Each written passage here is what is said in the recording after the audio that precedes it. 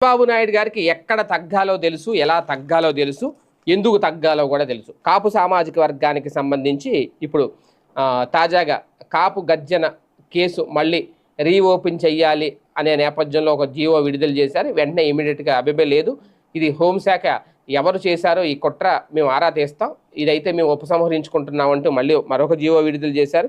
అయితే ఇక్కడ కీలకమైన అంశం, ఇక్కడ చంద్రబాబు నాయుడు గారు తగ్గారు, చంద్రబాబు తోక ముడిచారు అంటూ వైసీపీ ఇప్పుడు ప్రచారం చేస్తుంది.